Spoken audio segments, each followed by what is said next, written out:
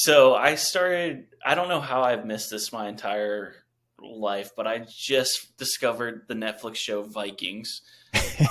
And it is great. And there's a sequel series out now on Netflix too. Like Is this, it like they're kids or something? Like I think the 100 the sequel's like 100 years later after Vikings leaves off, which there's like 7 seasons of Vikings. So like I'm only on I think I'm almost done season one, so I'm okay, still super early into this, and loving all the characters in the story. But I've got a long way to go before I even think about this sequel. okay. I was going to ask how many seasons there were, but because I think I also watched a little bit of season one, or maybe up to season one. But it was good, and it was History Channel that did this. Oh, that's right, because Netflix bought the rights out so they could stream it, and then made so it's Netflix who made the sequel series to it. Yeah. Um, but what are you guys watching at your house right now? uh, Personally, I have no time to watch shows, even though I probably watch Futurama all the time if I could. But um, Yes. uh, the my wife and I are watching a show called Apple Cider Vinegar. It's about this girl named Belle. I can't remember her last name, but because I'm watching the show, I can't remember it. Anyways, it's about this girl who faked brain cancer to make an app, a food app, and kind of like kind of faked her way through to get more followers and to get make her business successful. I, I, I think I remember hearing that. It's weird. I feel like things that I remember, at least being young, when it actually happened, is now all these docu series. Like I guess that's Yeah. the streaming age that we're in, and they're able to pump out content that quick. Yeah, we love docuseries, by the way. Like all the ones that are about murders and stuff. It's like super interesting. But then there's also like there's so many times where I just like, man, I wish there was a Netflix a docuseries on this. I've watched someone like some politicians I knew nothing about. I'm like, oh, like that was pretty useful, and and just like any like thing that I don't know about. I'm like, oh, I want to watch a 9 episode Netflix docuseries on We'll get into the weeds on that for sure. on our other podcast that We'll doesn't spend some exist. podcasts just for that. But oh yeah, we should probably actually get into what we're talking Yeah. about. All right. Well, yeah, let's start here. Hey everyone, I'm Nate Wan with Product Marketing Leader. As always, I'm here with Sal, Vunicore, the marketing coordinator for Technology Leader Companies. We're the same company. Just, don't think about it too much. And this is Marketing Smarketing, a podcast where we talk about marketing and strategies to help you grow your business. So yeah, we're just talking about shows, but Sal, do you know what we're talking about today? I believe we're diving into LinkedIn in some form or fashion here. Yeah. We're going to start, part of the outline of how we started this podcast was to kind of go over like a process of how you can kind of build your own company and apply marketing strategies to your company. And the first part there was kind of, using LinkedIn and really building an audience through LinkedIn, but also just in general, like So then, marketing. yeah, it's perfect then if you're just trying to build an audience, especially if you're in the B2B sector. There's no better platform for that. Yeah, absolutely. So I guess first we'll just jump right into the clip of John talking here. I don't have a what does John say today, but maybe I'll have something for later. Next episode. Next episode. Cool. So yeah, all right, here's the clip. And what we want to do is through LinkedIn, we want to drive them to our website. We want to be the go-to place where they do that research, connect with all the CXO, CFO, CEO, CIO, whoever, owner, president, all of the people that make decisions, right? Hey, Mr. CEO or CIO, saw somebody from your company came and looked at some information about Acumatic on our page. Just wanted to reach out and introduce myself. See if you guys have any questions, if I can send you some more information, et cetera, because we're trying to engage with that person. In addition to that, because we're connected to that person, we're going to see their feed and now they're going to see ours. So as we post Acumatica content, then they're going to see that in their feed. I'm liking it, I'm reposting it either with or without comments. In this case, I'll just repost. But as I go down, I can see here's a prospect of mine, an Acumatica bar, and it just goes on and on. And for me, I hunt partners, Acumatica partners, and ISVs. You guys are hunting manufacturers and distributors. So I'm seeing their feeds and I'm doing social listening or soft touches, liking, commenting on their, posting, reposting with my thoughts. Why am I doing that? Those are soft touches that help keep Acumatica front of mind with them. And we do that very methodically. At the same time that I'm seeing the feeds from them, they're seeing all of the content I'm posting, right? So subliminal, again, a very nice soft touch. So when we are doing that and engaging them in that way, that helps alleviate the needle in the haystack. So cool. So some of that audio, or some of what John's talking about there, is pretty crucial. What that is we're talking to one of our clients, and he's just kind of going over just an overview of, hey, like, here's the process.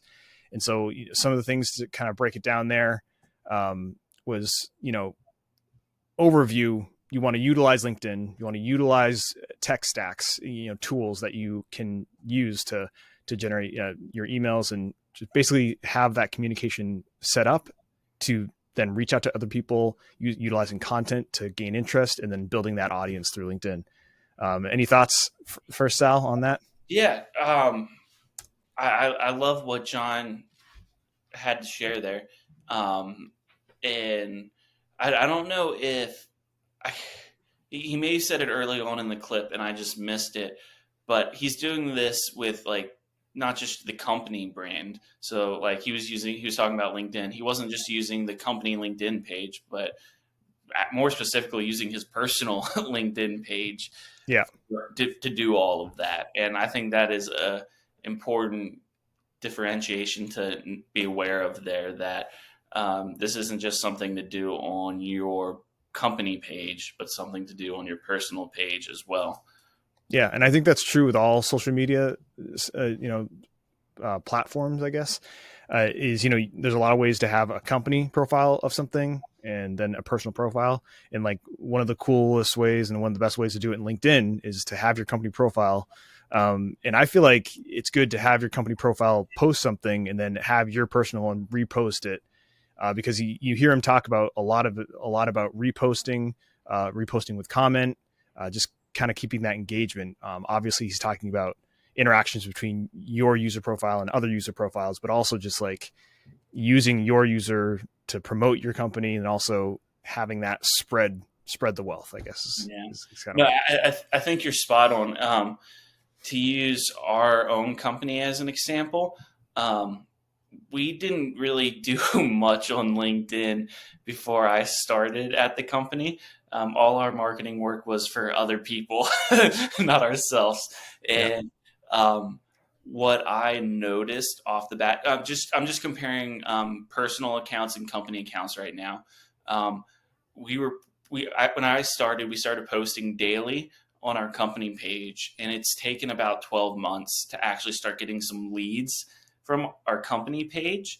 But that whole time, even before I was doing marketing stuff here, we got a lot of our leads through our personal employees' pages. So one of our SCs, John himself, would be posting or reposting some content, and they would be the ones generating the leads on their personal accounts, not on our company accounts. So there's a lot of power in the personal compared to the company. Company is good. You need to keep that. You need to be posting stuff on it. And it's even better when you get personal and company working together and you've got your personal people reposting your company stuff.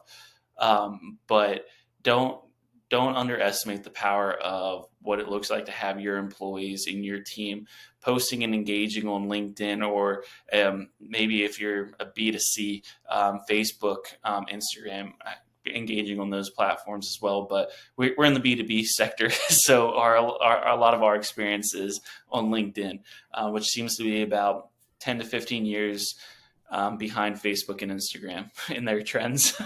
Yeah, I think of LinkedIn. Sure, you can think of it that way. I think of LinkedIn actually as just its own thing. Like it's because you have Facebook, you have Instagram, you have Twitter or X or TikTok. Those are like, I consider those social media. LinkedIn, I was just like, I feel like it's doing its own thing. It's like, hey, like we're for the grown-ups, I guess. Like the Yes, it's professionals. LinkedIn's social media esque. Like it's got the structure of social media, but its social aspect is much more specific and targeted in a more professional setting. Yeah. So, I feel like I feel like LinkedIn is supposed to be what Facebook was, what it was supposed to be for college students. Like, do you remember that Facebook was supposed to be like, hey, like network with other colleges and other college students. That's true because it was only like what 4 or 5 colleges when it first launched, right? Yeah, And you can and have a .edu email. you had to be invited to it. That's right. Yeah. Wow. That's a long time ago. Yeah, I felt cool because I was invited by somebody. Oh man, but yeah, personal is huge and something I know I'm always trying to convince our team to do more and more of, whether that's creating your own content to share a post, share an image, or reposting what your company is doing, or you're seeing other companies in your space share and reposting that and commenting on it and liking and such. That's a huge deal because I feel like prospective clients are more likely to reach out to a personal page before they're comfortable reaching out to a company page that has no face. Maybe if your brand is more specific around you and you're the face of that company, like maybe it's a little bit easier for people to reach out that way. But for us, it's product marketing leader is a nice blue square, Yeah, and our company isn't really tied to one of our faces. So it's easier for someone to reach out directly to me or even to you, Nate, than it is to no name product marketing leader. yeah, And as in, there's no face there. Not that we're no one, yeah. but um, but yeah. So personal is huge, and building up those connections.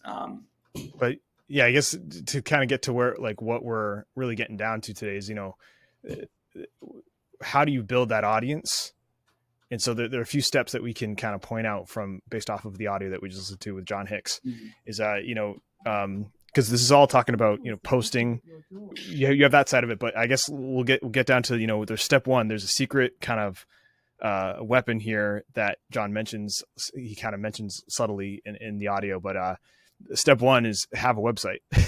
Mm, Not a super secret weapon, but it's something you'd be surprised at how yeah. many companies either don't have a website or their website isn't like they're not utilizing their website or they're in the process of updating their website. That's a huge thing. A website is a very important thing to have in your business. No, absolutely. And I don't think I really thought this way before working with you and John, but he's really convinced me and helped me see the fruit of everything you do is pushing people to the website, to your website. And he says those exact words in this video. Yeah.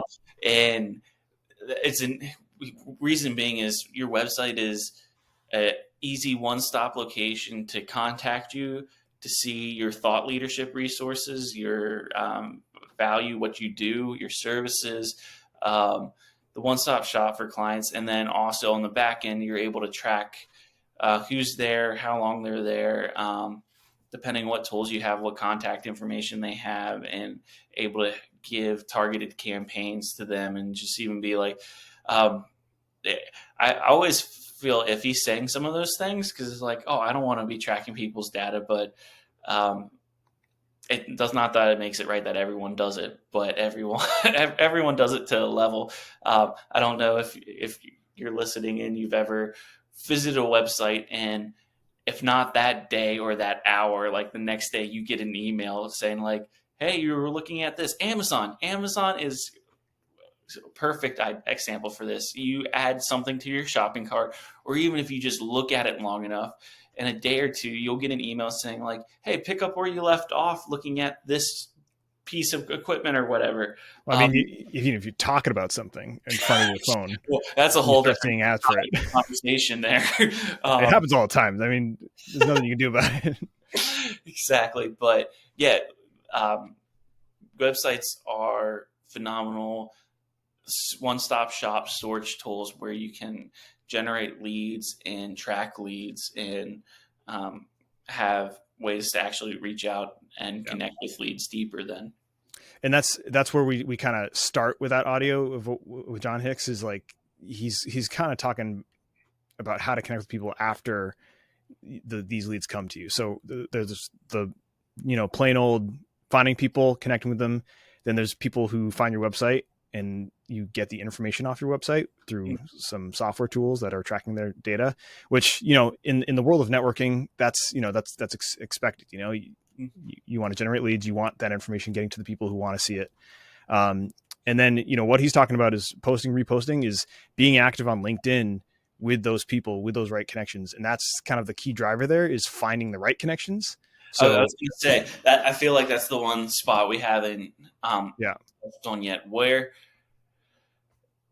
how do you go about finding those connections? Who are you reaching out to? Like, even if we're just using our space as Acumatica and ERP cloud software system, like if that's the example we're building out, how do I build connections in that space? Who's the people I reach out to? Well, and that's how you do it. You kind of start with building that ideal customer profile, right? So if you are a construction ERP software value-added reseller, or you're trying to reach a manufacturing industry, something like that, you do those searches in LinkedIn, and you do those searches on Google, and then find the people who are involved with those and make sure that they're the decision makers, your CXOs, people in those positions that can make those decisions. And that's who you want to connect with. That's who you want to kind of build that audience with. And the thing here, you heard him say it, is once you connect with them, that's when your posts, your reposts, and your commenting, that's when it becomes powerful, because they're seeing yours, you're seeing theirs, and that network grows. And so once you connect with that person, you can also see, oh, these people are on his feed. They're also in the manufacturing industry. Oh, let's connect with them and see where they're at. And so that's step number 2. Step 1, have a website. Step 2, find those right connections with your ideal customer profile. And then really the third one is what we've been talking about this whole time, is being active in posting and reposting. And really, I say to people all the time, marketing is simple, but it's not easy. It's easy. It's simple to do, meaning it's not really complicated, but it's tedious. You got to be consistent with it. And it's something that you just got to keep pouring into it, because the more you pour into it, the more you'll get out of it. Yeah, no, that's great. Maybe we could do a episode sometime of like I've heard other marketing people label it how to become an influencer on LinkedIn, or like some kind of clickbaity title like that. But maybe we could have an episode sometime where we talk through like how to build a strong audience, how to become more of a thought leader on LinkedIn. And we could talk through some like more detailed steps of like, hey, how many posts should I have? A day or a week? How many posts should I like? How many posts should I repost? Like, what's the amount of connections I should be making every week, kind of thing. Maybe we could compile some stats and put together an episode like that, and dive into that second point of like building an audience and building connections. But yeah, it takes legwork to do all of that, for sure. And that's not even including if you're wanting to make your own content, whether it's the images or videos that you're wanting to post and such. So that could be a whole nother tier on top of that. Or a shameless plug for product marketing as a service. Like, hey, we build content. So strap to our service. But yeah, I haven't played around. I'm newer to the LinkedIn space as well. A lot of my social media exposure is on Facebook and Instagram. And really digging into my LinkedIn profile again in this past year. Like, it's taken time, but like it's been daily interaction. Like that's how much effort it takes, daily interaction with posts, building connections and such. So um, it's not just going to happen overnight. It's Yeah. gonna you're gonna be tired of it on some days. I'm not Yeah. a social media fan, so looking at my phone or even my laptop, it's just like, Ah, okay, I'm done with this right now. But you've got to be intentional with it. And the cool thing is, I think I was telling my wife, it was like, I don't think I can do anything outside of the Acumatica ERP channel anymore on LinkedIn, because my connections are so specifically yeah. tailored to Acumatica Cloud ERP software that it's not even funny anymore. Yeah. Well, and that shows your journey, right? LinkedIn is all like at its base, it was a resume, right? It's an online resume, and your connections kind of show your history there. So it's a good thing. But yeah, I was the same thing. I'm not a social media person.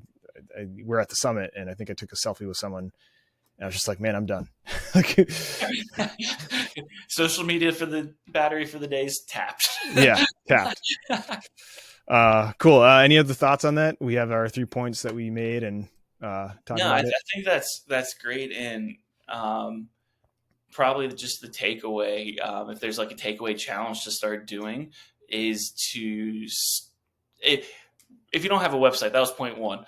Maybe you should start making a website or start optimizing your website a little bit more, but focusing on LinkedIn specifically, hammer in on that second point and start building connections. Maybe it's once a day, you go and try to make 5 new connections. Yeah. And that's as simple as just hitting the connect button on someone's profile. Like, you could add a little message in there and be like, hey, I see you do this and you work in this space. Like, I would love to connect and learn more about what you do in that space, and have a little personalized message that goes with it. But you could also do without the message. I think they call it a note, not a message. But maybe make that your takeaway challenge. Try to make 5 new connections every day on LinkedIn. And there are ways to make more connections than that, but that is for either another episode or even a private consultation with John. So, but there are tricks, there are secrets in the business. So we can talk about that as well in other episodes. Yeah, no.